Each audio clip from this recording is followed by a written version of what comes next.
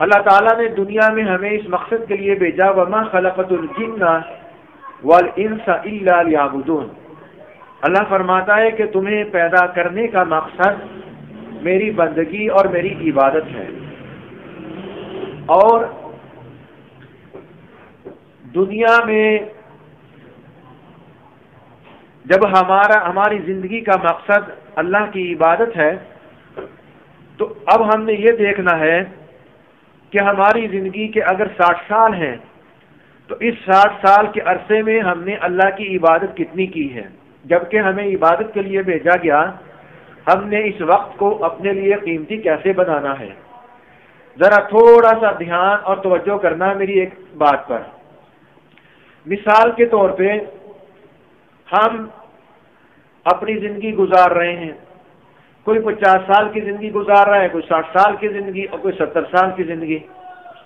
اب یہ جو دنیا کا سسٹم لپٹتا ہوا نظر آ رہا ہے، جو جو قرب قیامت آ رہی ہے، تو انسانوں کی جو زندگی ہے یہ کم سے کم ہوتی چلی جا رہی ہے۔ پہلے لوگ 120 سال 130 سال تک جیا کرتے تھے، پھر یہ اوسط 100 سال پر آئی۔ تو اس دور کے لوگوں کے بارے میں نبی کریم صلی اللہ علیہ وسلم کا فرمان ہے کہ میری امت کی اوسط عمریں 50-60 سال کے درمیان ہوں گی، 50-60 سال کے درمیان، زیادہ سے زیادہ 60 سال۔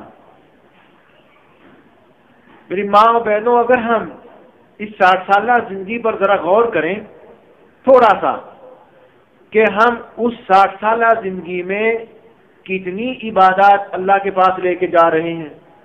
مثال کے طور پہ ایک صاحب ہیں، ان کی 60 سال زندگی ہے، 60 سالہ زندگی میں وہ 8 گھنٹے سوئے، تو 60 سالہ زندگی میں اگر 8 گھنٹے کوئی سوتا ہے تو ان 8 گھنٹوں کو اگر ضرب دے دیا جائے 60 سالہ زندگی کے گھنٹوں پر تو یہ 20 سال بنتے ہیں۔ میں حسابی تو نہیں ہوں، لیکن تھوڑا بہت سمجھانے کے لیے یہ چھوٹی چھوٹی باتیں میں یاد کر لیتا ہوں جس میں ہمارے لیے سبق ہوتا ہے۔ تو باتیں نہ کرنا، ذرا غور سے سن لینا، اس بات میں بڑا سبق ہوگا۔ مثال کے طور پہ 60 سال جیے، 60 سال کی زندگی میں اگر 60 سال تک ایک آدمی 8 گھنٹے سوتا ہے، 24 گھنٹے میں سے 8 گھنٹے وہ سو رہا ہے، تو 60 سالہ زندگی میں اس کا سونا یہ 20 سال بنتا ہے۔ اب 20 سال تو نکل گئے سو کر، اب باقی رہ گئے 40 سال۔ اب 8 گھنٹے اس نے کام کیا زندگی کا، اگر 60 سال زندگی کے لگاؤ اور 8 سال زندگی کے کام کاج میں گزار دیے تو یہ بھی 20 سال نکل گئے، تو 60 سالہ زندگی میں 40 سال تو نکل گئے۔ ہم تو آئے ہیں عبادت کے لیے، عبادت ہم نے کس وقت کرنی ہے، کیسے کرنی ہے؟ اللہ تو کہہ رہا ہے وَمَا خَلَقْتُ الْجِنَّ وَالْإِنسَ إِلَّا لِيَعْبُدُونَ، میں نے تو تم کو اس لیے پیدا کیا ہے تاکہ تم دنیا میں جا کر میری عبادت کرو۔ اب اللہ نے ہمیں عبادت کے لیے بھیجا، 60 سالہ زندگی ہماری ہوئی، 20 سال ہم نے سو کے گزار دیے، 20 سال ہم نے کام کاج کر کے گزار دیے، اب باقی رہ گئے 20 سال۔ اب 20 سال میں سے 15 برس بچپن کے نکال دو، 15 برس بچپن کے، جب اس میں آدمی شریعت کا مکلف نہیں ہوتا، کھانے پینے کے بھی اگر نکال دو تو یہ 15 سال جب نکل گئے باقی رہ گئے 5 سال۔ تو اس کا مطلب یہ ہوا کہ ہم نے جو عبادت کی 60 سالہ زندگی میں وہ عبادت 2 سال بنتی ہے۔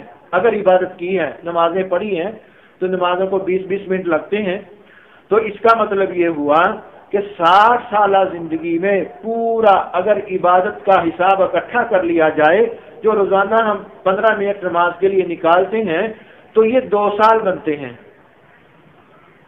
میری ماں و بہنوں، ذرا ہم اس پر غور تو کریں کہ ہمیں اللہ نے بھیجا کس مقصد کے لیے اور ہم دنیا میں کیا کام کر رہے ہیں۔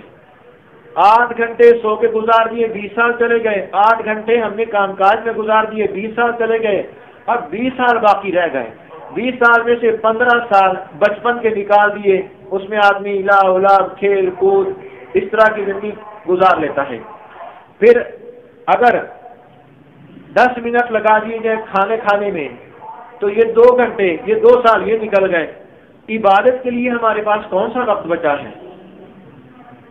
یہ میں بار بار اس لیے آپ کو سمجھا رہا ہوں کہ اگر عبادت کا تناسب روزانہ 10 منٹ کا یا 15 منٹ کا ہم نکالیں تو یہ عبادت ہماری 60 سال میں یہ 2 سال بنتی ہے، 2 سال۔ اب 58 سال ہم نے کہاں، ہمارے کدھر جائیں گے؟ اب ہم نے 24 گھنٹے تسبیح لے کے بھی نہیں بیٹھنا، کیونکہ دنیا کے کام بھی کرنے ہیں، جسم کو آرام دینا ہے، سونا بھی ہے، کھانا پینا بھی ہے، سب کچھ کرنا ہے۔ تو ہمیں اب کیا کرنا چاہیے؟ ایک عام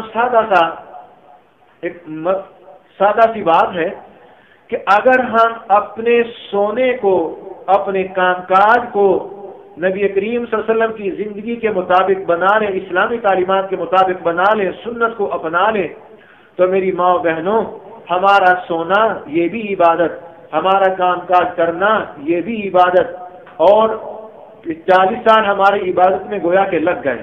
تو کیا کبھی ہم نے اس بات پر غور کیا ہے کہ نبی محترم صلی اللہ علیہ وسلم نے ہمیں سونے کا طریقہ کون سا بتایا ہے؟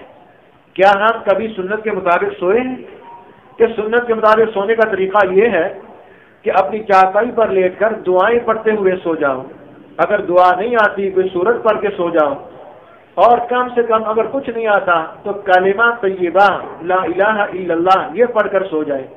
حدیث پاک میں آتا ہے جو شخص عشاء کی نماز پڑھ کر اپنے بستر پر دعائیں پڑھ کے سو جاتا ہے یا کلمہ